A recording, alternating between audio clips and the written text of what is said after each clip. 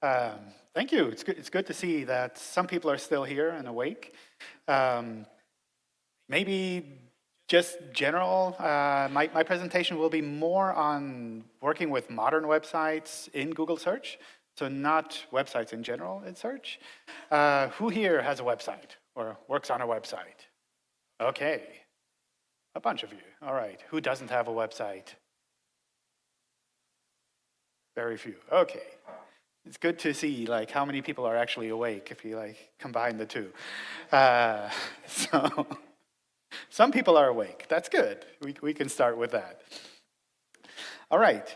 So there are lots of misconceptions, I think, around modern websites and JavaScript and search. And we often see things like this. JavaScript hurts your SEO, your website will disappear. If you talk to people who make websites online and work with search, they often say, oh, it's a JavaScript framework, oh, that doesn't work. So when you look at Angular, we see that a lot. So it's killing your SEO. Or even worse, this hurts most because I work at Google. It's like even Google doesn't support Angular in search. It's embarrassing. But some people have figured it out, and this is apparently the answer. It's because of all of those curly braces in Angular. So who here has used Angular? All right, some of you. Have you seen curly braces in your code? Yeah, okay. So apparently this is because of the curly braces, but not really. So hopefully we can find out some details. All right, so I looked at some of the websites that you've probably also used, and I wanted to see how they actually work with search, because from my point of view, a lot of this is misconceptions, but it also depends a bit on how you make your website. So I checked one website that you might have tried out, DevSite.ch. Who has looked at this website before? Done something there. All right, a few of you. So the good news is you put it in this mobile-friendly testing tool, and it says, this page is mobile-friendly. So that's a good start, I guess. The bad news is this white box here on the side. That's actually how Google sees the page. So it's mobile-friendly because everybody sees nothing, which probably isn't what the goal is here. So I will have some information on what kind of problems to look into with a website like this. As an exercise, all of you can maybe go home and look at this website and think about what is actually the problem here. Why does Google not see this? Why is like this website dying in search? So when you look for this website in search, it looks like this. We know that this website exists. We know that there's a homepage. There's some description on the homepage, but we don't know anything else about this website. So this, on the one hand, it's a good start, but it's not really what you want. So if you look for the schedule, you say DevSite ch schedule, like, well, I don't know. There's not much of the Swiss schedule here actually findable in search. And you all probably know where to go, but imagine if you had something like a Google Home at home or some other device where you wanted to see when is this session or when is another session at DevFest. You can't find that information because Google doesn't know about it. So there's some things to improve here. On the other hand, if you look at some of the other DevFests, they do have a schedule online. You can find it. So it's not that Google hates DevFest in general. It's more that something is broken on this website in the way that it works on a phone or it works on a laptop, but not for search. All right. So taking a quick step back, briefly about me. I work as a webmaster trends analyst at Google here in Switzerland. Which means I work directly with the web search team. I work with the engineers who are creating web search, the crawling, the indexing, ranking part. I've been doing that for over 9 years now. I'm not a JavaScript developer, so some of the things you might hear me say might not be perfect from a JavaScript point of view, but I look at things more from the search side. And this is Googlebot on the side. You'll see some more of Googlebot during the presentation. So, My session has mostly two parts, like what search needs, how web search works, focusing mostly on Google, but a lot of this works for other search engines as well, and how rendering works, which is how Google looks at, for example, JavaScript-heavy pages, how it can figure out what the content is there. And then some on fixing these issues and some useful tools. All right. So this is essentially the start of a search engine. This is something that a lot of search engines do, but I think it's important to understand when you look at a website and how it's shown in search, like what is actually happening here. We start off with a collection of known URLs. So these are URLs that we've seen before, that people have linked to, that we found online. We can't crawl them all at once, because I think the internet would melt if we tried to do that. I think last year we looked at how many URLs we know about, and it's over 130 trillion URLs. So that's a lot of pages on the internet, and we'd like to crawl them all as quickly as possible, but we have to prioritize. And that's done by the scheduler. The scheduler takes the known URLs, and then it goes off and crawls them from the internet. When we've crawled them, we take the content that we've received, we bring that content into our index, and we try to render the pages like a browser would try to do. And then when we have everything in our index, we take all the links to the new pages and try to follow those as well. And this is a cycle that continues on and on and on. So what search needs to actually function is this list of URLs. We have to know which URLs to actually look at. So for us, it's really important, and this is one of those things that a lot of modern frameworks have been kind of not doing that well. We need to have unique and indexable URLs. So we need to have a URL that you can take and you can use wget or curl to actually fetch the content. As a bonus, we'd like to be able to actually look at those URLs. So make sure that they're not blocked, that we get some content back, and that we get some links to other pages within your website. So if we start with the DevSite homepage, then we can find the schedule, we can find information about the speakers, about the location, all of that by following the links. So what's important for us in a URL? Essentially, if you've worked with websites, you know what a URL looks like. It's not that complicated for the most part, but it's something that for us in search is really what everything pivots around. So having a good, clean URL is important. We don't care so much if you have a path and a file name or if you have parameters. That's totally up to you. What we do care about is if there's a URL with a hash in it. So if it has a hash and then there's a tag or page name, then that's something that we often drop. Another common problem that we see is the same URL for different states. This is something that normally the modern frameworks don't do so much, but we saw a lot in the past where you would have the home page actually running the JavaScript app, and you can do everything on the home page, and it doesn't change the URL. So in a case like that, we don't have any way of addressing specific content on the website. Another thing to watch out for, usually less of a problem with modern frameworks, is irrelevant URL elements like session IDs or usernames and passwords. We can index a lot of this if we find it, and getting it out of the index afterwards is sometimes a bit of a pain. So for Google, since we've seen so many URLs, we've also seen that a lot of them are actually duplicates. So we fetch one URL and it's the same as another one. Sometimes it's like with www in the beginning and without www, and it's the same content. And for us, it's a bit of a pain because then we would have to index everything twice, whereas ideally we would recognize, oh, this is the same, we just fold them together, and we call that a canonical URL. Have any of you heard about canonicalization? Some of you, okay. So This is one way to recognize those who have looked into SEO a little bit already. One of those words that nobody uses otherwise. So we take all of these duplicates, we pick one URL as a representative, and that's the one that we focus on. You can tell us which one you want. You can give us hints about which one is your preferred URL, or we'll just guess and try to take one.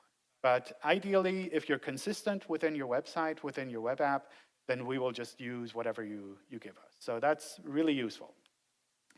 Going back to URLs with a hash in them, one of the things that we've done, I don't know, maybe 6-7 years ago, back when JavaScript was kind of fresher on the web, we worked to create an AJAX crawling scheme where you could have URLs with a hash bang, so the hash and the exclamation mark in them, and we would try to crawl a rewritten version of that URL, and we would expect your website to render the pages for us. So you could use JavaScript to run your site with the hash bang as an identifier, and we will crawl the escaped fragment version, and you need to give us the version that's actually already rendered. So that worked for a while, and I think for a lot of sites, it made sense. But in the meantime, things have progressed. You can use things like the history API to provide real normal URLs and still use a JavaScript framework on your site. And we noticed that a lot of sites set this up and they do it wrong or they have problems with it. And it's really hard to diagnose on your side if you don't know where the problem is actually coming from. So we've decided to stop recommending this setup and instead just use normal URLs. All right, AMP and PWA. I assume most of you have heard about AMP and PWA as well, or some of you? Yes. Okay, great, yeah. So these are two technologies that from our point of view, I think are really exciting and kind of future-looking and neat things you can do with them. This presentation doesn't focus on these technologies. We try, from a search point of view, not to give any Google technologies or any Google features any special treatment. So we treat these like any other website that you have out there. So if you use a PWA, you can do that and still have everything indexable. Okay, so how does Googlebot actually render the content? So what we try to do when we recognize that a page uses JavaScript, if it uses a JavaScript framework, we try to render it like we would with a normal modern browser. For the most part, we can do that fairly well. But like you saw with the DevSite example, it's something that doesn't always work that well. So there's some things to watch out for, things like promises, service workers, fetch API, local storage. These are not supported by Googlebot. Similarly, ES6 is something that's currently not supported.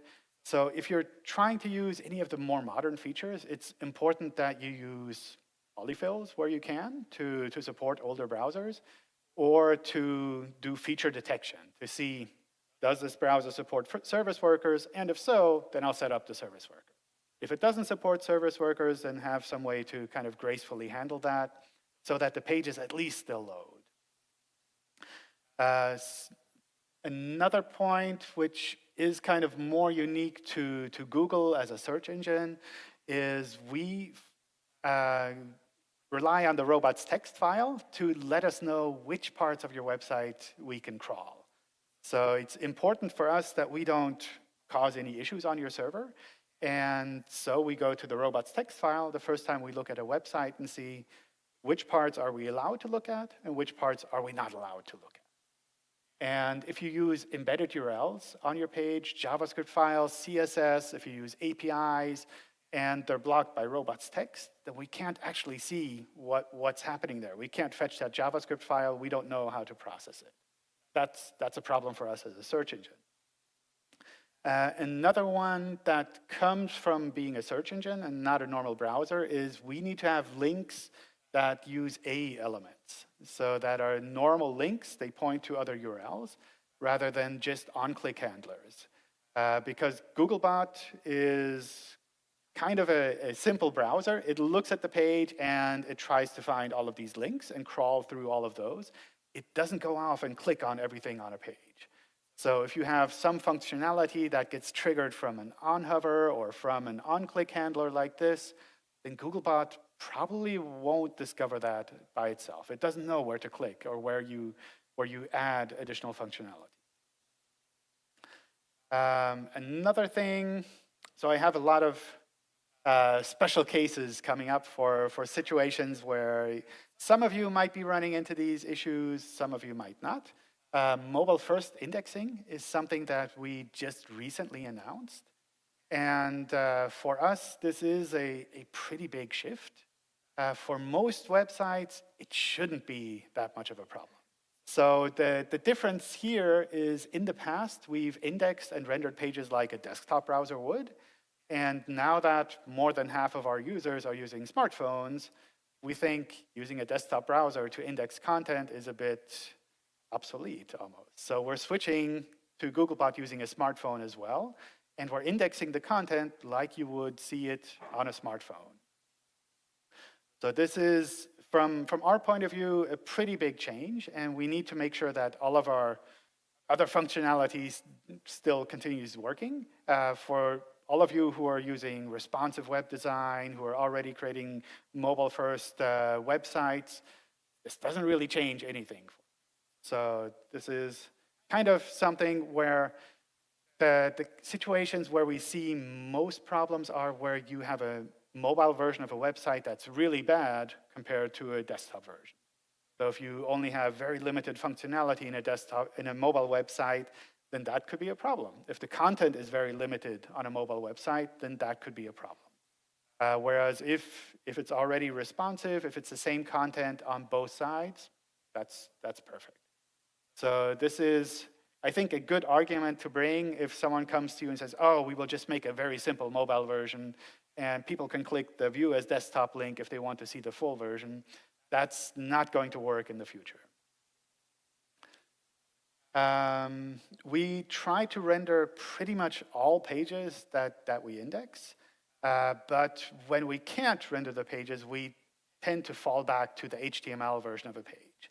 And for all of you who have used a single-page app framework, you will know that the HTML version of this page is very limited. It's essentially just loading the JavaScript content, and then the JavaScript actually pulls in all of the content itself, displays what's needed there. So for single-page apps, that's kind of a problem. And that's something that we saw with the DevFest site as well, where we indexed the raw HTML, but we weren't able to actually see the full content, so we had very limited view of what was actually on this website. One thing that's also kind of unique with search engines is we use some of the metadata that you have on your pages in the head of the page. So there are things that are fairly easy to specify in the head, like a title of the page or the description, which we show in the search results directly. That's kind of the basic part. What's less obvious is things like the robots meta tag, where you can tell us this page should be indexed or it shouldn't be indexed. Or things like you can tell us this is the German version, this is the French version, this is the English version of this page. Google should recognize the connection between these different pages. And these are sometimes hard to test if the page needs to be rendered. So this is one trick that you can do to kind of test this. You can take the page as you would see it in a browser, save it as HTML, and then load that again in a browser to see what the final rendered HTML would look like. And you can test to see if the head includes everything that you expect.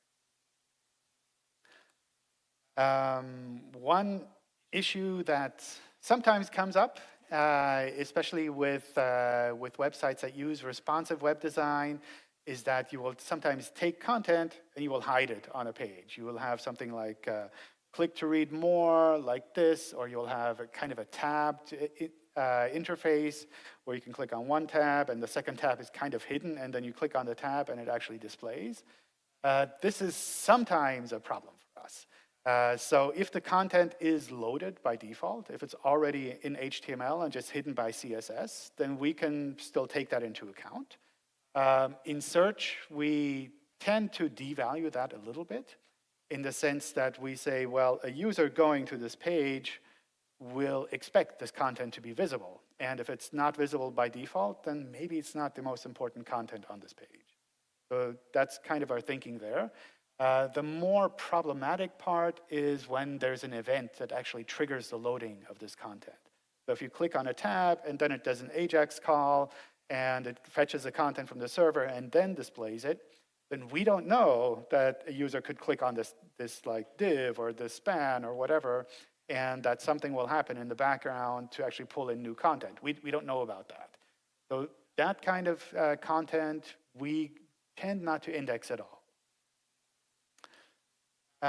Performance, I guess a lot of you look into performance as well. It's one of the, I think, more important topics on the web, after, of course, making sure that everything works in various browsers. But especially with modern frameworks, we see it all the time that you open one HTML page and it pulls in like hundreds of different resources, and it takes like 10, 20, 30, 40 seconds to actually load the page itself. And for Google, this is a problem as well, because we have all of these billions of pages that we need to crawl and render. And if these pages take a minute or so to actually load all of the content, then we would never get to actually indexing the full web. So I would generally recommend just following the normal performance best practices, reducing the number of requests, bundling your JavaScript, CSS, be careful with third-party dependencies on APIs in particular. So if you have something that relies on some third-party API to get the content, and then you display that content, if that API is slow, then of course your page is going to be slow as well. And finally, of course, use fast servers, content delivery network, so that at least the static content is delivered very quickly. All right, rendering, more rendering.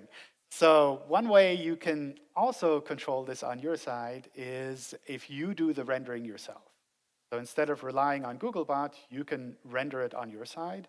There's some frameworks out there that manage to do that for you, or that provide some ways to do that on your side. We recommend making sure that if you do rendering, if you pre-render your content, do it for all users, not just for Googlebot itself. So technically, doing that for Googlebot would be against our webmaster guidelines. It would be showing different content to users and to Googlebot.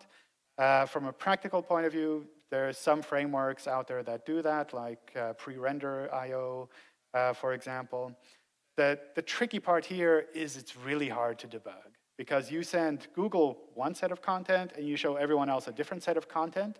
And if something breaks in that view that Google sees, then you don't notice that. None of your users notice that. Nobody can tell you, hey, something is broken. So pre-rendering everything for everyone usually makes the pages much faster, and it makes sure that everything is consistent. So this is, the pre-rendering part is often called isomorphic JavaScript. On Angular, it's Angular Universal. There are different ways to set this up. This is, I think, a great way to handle this, but it's sometimes very complicated. So I wouldn't see this as something that you can just switch on and then everything will work. You really have to know what you're doing there, I think.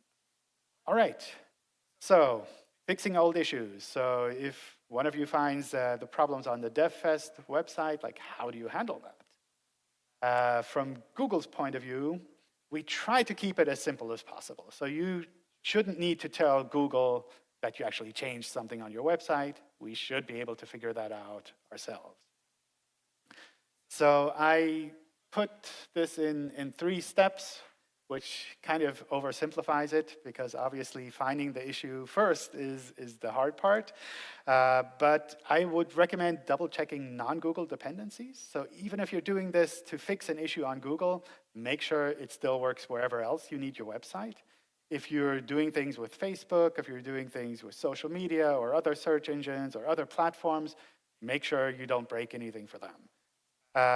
Then, of course, bring up the clean version, the clean URL version. And then if you make URL changes, so particularly from the hash URLs to cleaner URLs, then you need to make sure that you do redirects.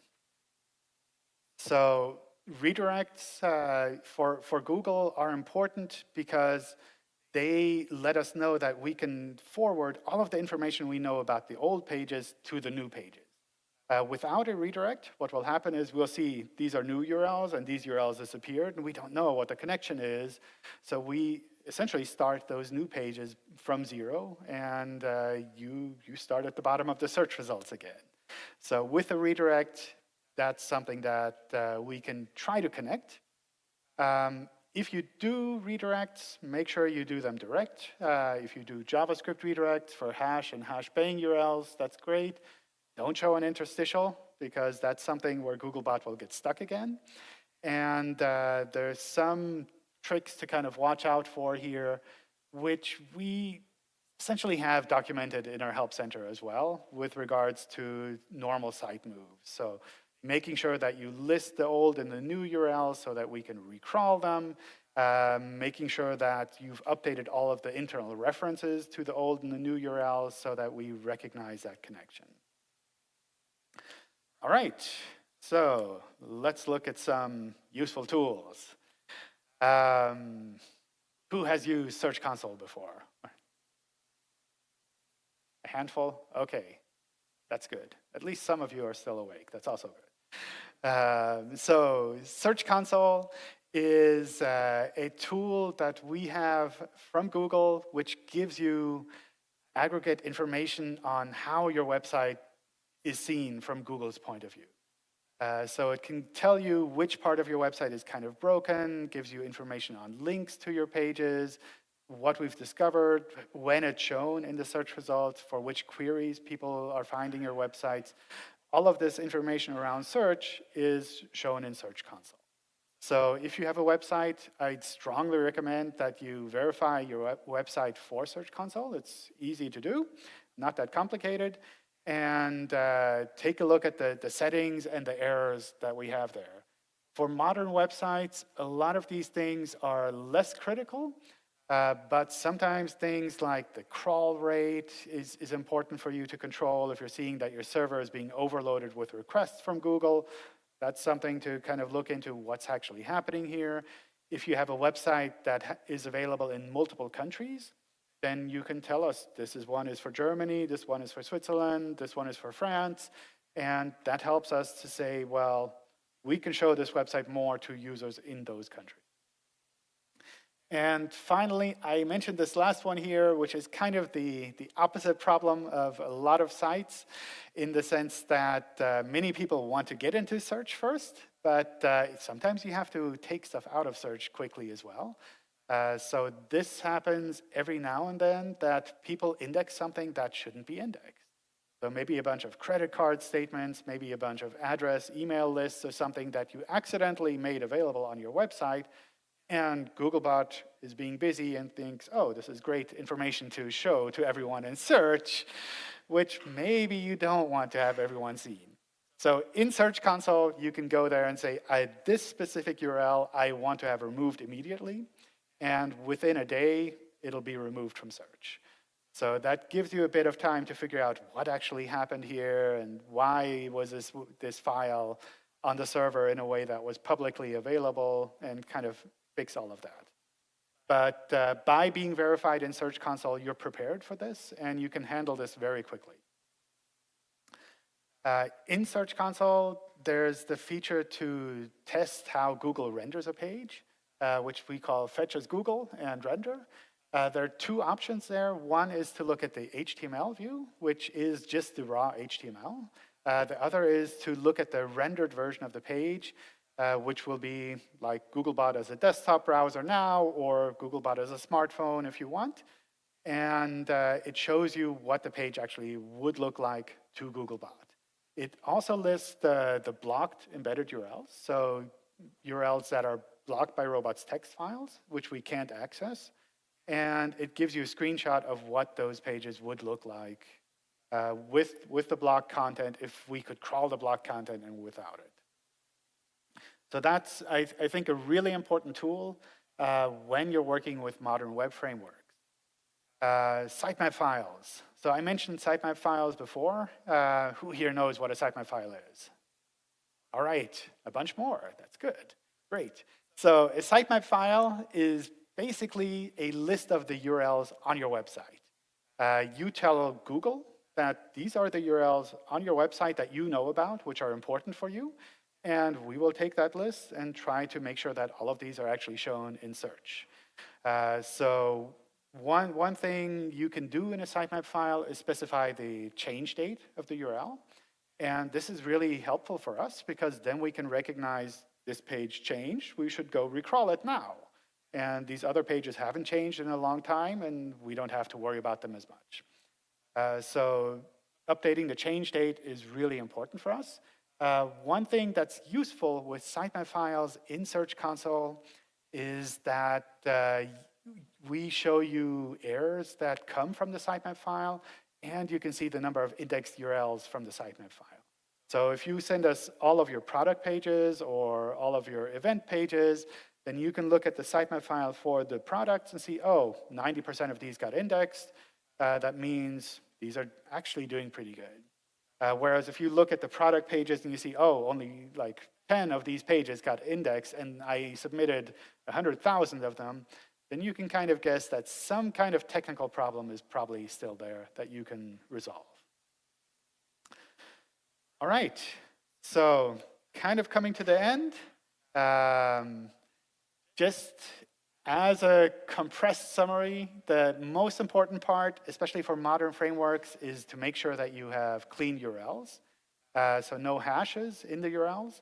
I really recommend understanding how Googlebot renders pages, understanding which functionality in modern browsers aren't supported by Googlebot, and then going off and actually testing your pages or testing parts of your pages to make sure that they work. And then hopefully everything will pan out and your pages will be indexed and you'll be happy. So I guess coming back to the DevFest website, I don't know which of you runs a website, but maybe if you leave it the way it is now, that gives others here a chance to kind of look at it and see where could this problem lie. If you can't figure it out at all, then you're of course welcome to contact me as well. We can try to find some answers that help you to figure this out. All right. I don't know how much time we have. All right. Time. And so for any question or? Sure. I'm welcome to take questions. Thank you for your talk. I have 2 questions to be exact. The first one is about redirects. 301 and 302 redirects, like they come from URL shorteners, etc. How do you handle those? Do they even get stored? Do you follow these and make a connection between the main page and the one it got redirected to? Or how does this work? For the most part, we handled them in the same way. So what we try to differentiate with redirects is permanent and temporary redirects, in the sense that if you have a temporary redirect, we'll try to index the page that's redirecting, so where the redirect comes from. And if it's a permanent redirect, we take the target of the redirect and we index that one. So it's not so much a matter of does this content disappear, but if we index it with this URL or this URL, it shows the same position in search, it's just a different URL. The second one is, does subdomain have any impact on the connection between pages? No. That's something we sometimes hear a lot from SEOs. It's like you should do folders or subdomains, and from our point of view, it's just a different URL. So sometimes subdomains make it easier for you to technically handle it better. So if you have different CMSs on different subdomains, and that's sometimes easier. So if that works for you, then fine. If you don't need to do that, you don't need to do that. Whatever works for you.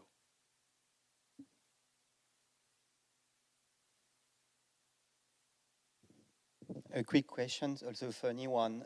Is there any books we can buy about SEO? Because a lot of people are selling a lot of services, thinking they know the truth. Do you know one book which is close? Not even close, but not far away from the truth. I know it's a changing also engine, but Yeah, a book. I don't know what I could recommend there as a book, because it's, I mean, there are a bunch of books out there by really smart people, and usually what I would look at more from an SEO point of view is to probably look into something marketing type more. So getting the technical infrastructure right on a website is something that doesn't take that much work. Obviously, you have to know what you're doing, and you should test it with tools like this. But once you've done that, it's more a matter of doing marketing and understanding your users, understanding what they're searching for so that they actually go to your website. So kind of that basic step of being indexed is already a really big step. And from there, it's not so much you, like, I don't know, mix keywords on a page and then suddenly it ranks higher. It's really more a matter of doing normal marketing.